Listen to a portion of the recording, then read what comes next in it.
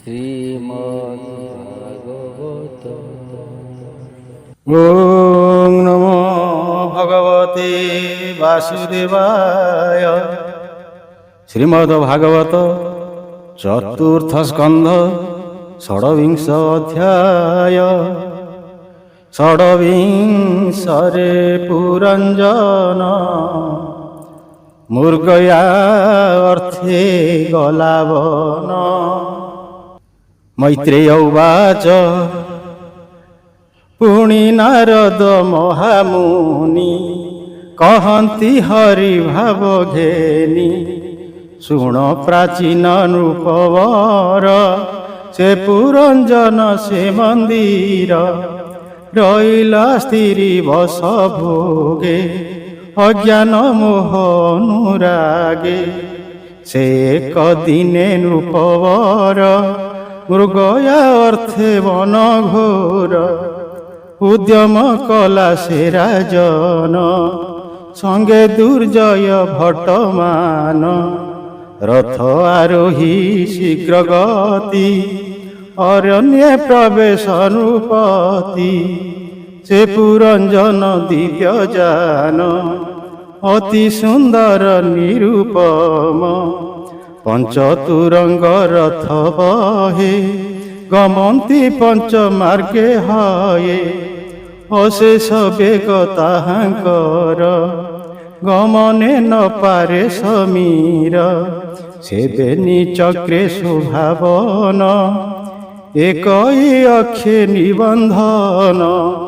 ଧ୍ୱଜ ତ୍ରିବର୍ଣ୍ଣ ରୂପେ ସାଜେ ସେ ରଥ ଉପରେ ବିରାଜେ। ପଞ୍ଚବନ୍ଧନେ ସୁଶୋଭିତ ଏକ ସାରଥି ତେଜବନ୍ତ। ଏକଇ ନୀଳ ଶୋଭାବନ ସେ ରାଜା ବସିବାସନ। ସେବେନି କୁବରେ ଶୋଭିତ ପଞ୍ଚ ପ୍ରହରଣ ସଂଯୁତ। ସପ୍ତ ଆବରଣ ସଙ୍ଗତି ଏ ରୂପେ ସେ ରଥେ ଶୋଭନ୍ତି। ସେ ହେମ ଭୂଷଣେ ଶୋଭନ ସାଞ୍ଜୁଆ ପିନ୍ଧି ସେ ରାଜନ। ବସିଲେ ମନୋଜ୍ଞ ବିମାନେ ଦେଖି ସଙ୍କତିରି ପୂଜନେ। ଅକ୍ଷୟ ତୁଣୀର ବାନ୍ଧିଣ ଭୂପତି ଅତି ହରଷେଣ। ସେ ଏକାଦଶ ସେନାପତି ସଙ୍ଗତେ କରିଣ ନୃପତି। ଚଳନ୍ତି ଅତ୍ୟନ୍ତ ହରଷେ ଦିଗ ବିଦିଗ ଚାହିଁ ତ ସେ। ପଞ୍ଚମ ପ୍ରସ୍ଥ ନାମ ଯେହି ପ୍ରବେଶ ଅରଣ୍ୟରେ ଯାଇ। କରେଣା ଧରି ସରାସନ ମୃଗୟା ଛଳେ ସେ ରାଜନ। ଛାଡ଼ିତା ପ୍ରିୟବତୀ ନାରୀ ଏକାକୀ ଗଲା ନ ବିଚାରି। ଆସୁରୀ ବୁଦ୍ଧି ଧରି ରାଏ କଠୋର ନିର୍ଦ୍ଦୟ ହୃଦୟେ। ନାହିଁ ତା ଅନୁଗ୍ରହ ଚିତେ ମୃଗୟା ଛଳେ ବିମୋହିତେ। ନିଶିତ ବାଣ ସରାସନ ବଧିଲା ବନ୍ୟ ପଶୁମାନ। ସେ ରାଜା ହୋଇ ଅପଣ୍ଡିତ करे अदोषी जीव हत। जे प्राणी जीव बध करे से पशु जोनि रे बिहरे।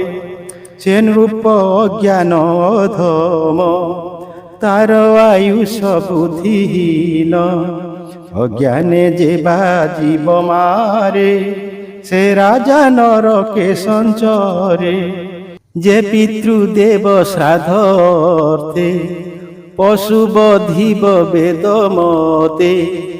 तेबे हे पशु बध तार केवल दुख मात्र सार।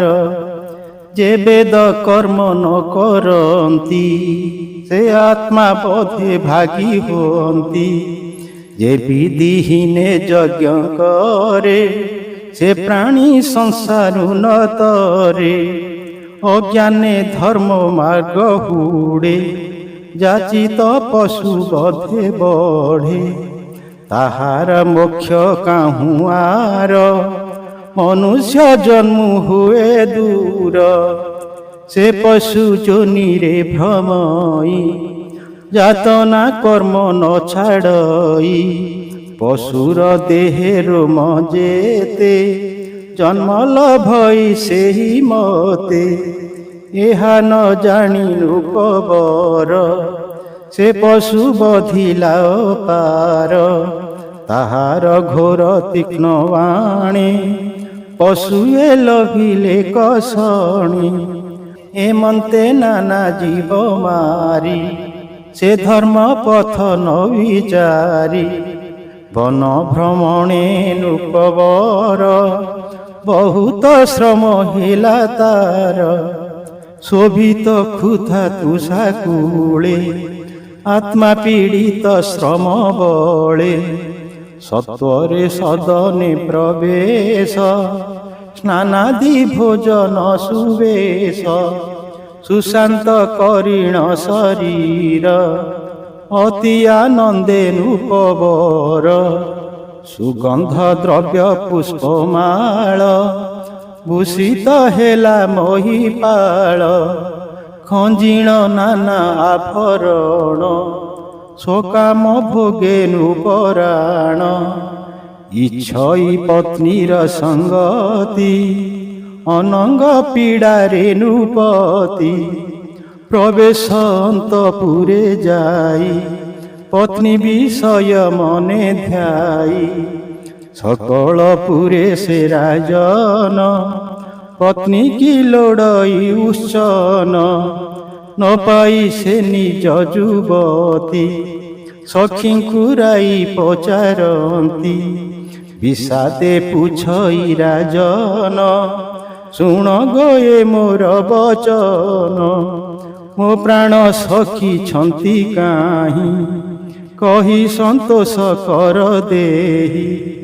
ସେ ଅର୍ଦ୍ଧ ଆତ୍ମାଟି ମୋହର, ଅର୍ଦ୍ଧ କେ ଧରେ ଶରୀର।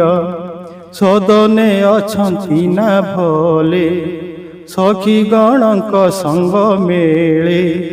ତୁମ୍ଭେ ତାହାଙ୍କ ଅନୁଚର, କହ କୁଶଳ ତାହାଙ୍କର। ଏମନ୍ତ ବିହଳ ରାଜନ, ବାତୁଳେ କହଇ ବଚନ। ଶୁଣ ଗୋ ସଖୀ ଗଣ ମୋର, ଏ ଗୃହ ଧର୍ମର ବ୍ୟବହାର। ପତ୍ନୀ ନଥିଲେ ନ ଶୋଭନ୍ତି, ଏ ରାଜ ସମ୍ପଦ ବିଭୂତି। ସ୍ୱଗୃହେ ନାହିଁ ଯେବେ ମାତା, ସୁପୁତ୍ରବତୀ ପତିବ୍ରତା। ସେ ଗୃହପତି ଜୀବହୀନ, ସୁକେତା ନାହିଁ ପ୍ରୟୋଜନ। ଯେ ଶନେ ଚକ୍ରହୀନ ରଥ, ବସିଲେ କାହିଁ ସୁଖ ଜାତ। তেসনে গৃহিণী বিহীনে, গৃহস্থ ন সোহে সদনে।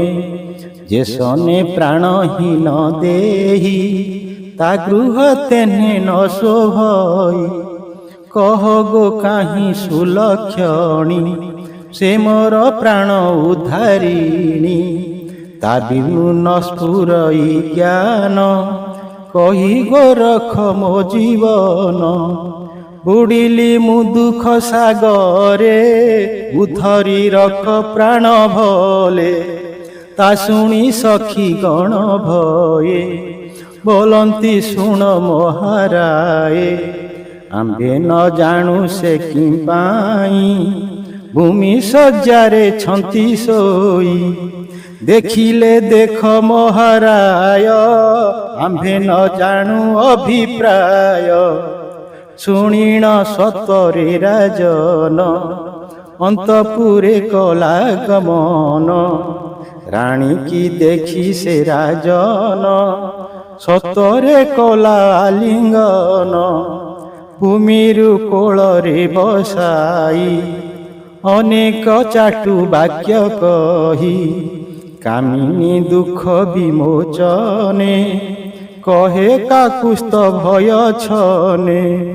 ভো সখী মু যে অপরাধী তো সঙ্গ তেজি মু দুর্বুদ্ধি মৃগয়া ছলে বনে গলি এণু দুঃখিত তোতে কলি তু ক্ষমা ন কলে সুন্দরী মু প্রাণ ন পারিবি ধরি অতি বিনয় বাক্য শুনি মানন তেজে সে মানি অনেক বিনয় বচনে চরণে পড়িলা তক্ষণে চরণ ধরি তার রায়ে অতি বিক্রম শোকে কহে ভো সখী তোর চিন্তা ভরে ମୋ ପ୍ରାଣ ନ ରହେ ଶରୀରେ ତୁ ହସି ବାକ୍ୟ ଏବେ କହ ମୋ ପ୍ରାଣ ଛାଡ଼େ ନିଜ ଦେହ ଭୋ ସ୍ତ୍ରୀ ରତ୍ନ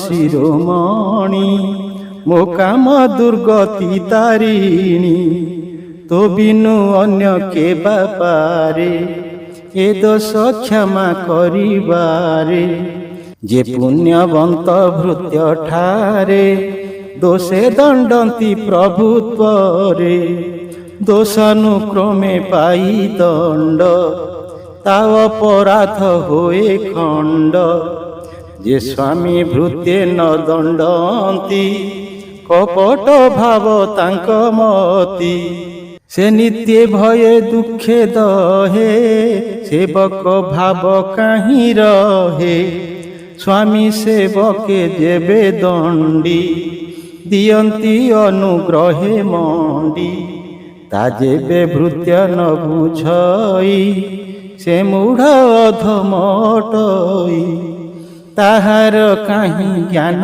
ବୁଦ୍ଧି ଚିନ୍ତା ବିଭ୍ରମେ ନିରବଧି ଯେ ଶନେ ପିତା ଅଭିମାନେ ବାଳକର ଦେ ଭୟ ଛନେ ସେ ପୁତ୍ର ଦୋଷ ନ ଧରନ୍ତି ପୁଣି ବାଳକେ ଆଶ୍ୱାସନ୍ତି ସେ ରୂପେ ମୋର ଅଭିମାନ ଭୋ ସଖୀ କର ତୁର୍ମୋଚନ ମୁଁ ଯେ ତୋହର ନିଜ ପତି ମୃଗୟାଶ୍ରମେ ଦୁଃଖମତି ଏବେ ତୁ ତେଜି ଅଭିମାନ ଆପଣା କରି ମୋତେ ଘେନ ହେ ନାରୀ ବର ଶୁଣ ଏବେ ତୋ ଅପରାଧୀ ଆନ ଯେବେ ବିପ୍ର ବୈଷ୍ଣବ ନୋହିଥିଲେ ଅବଶ୍ୟ ଦଣ୍ଡି ବଇଁ ଭଲେ ପଳାଇ ଏ ତିନି ଭୁବନେ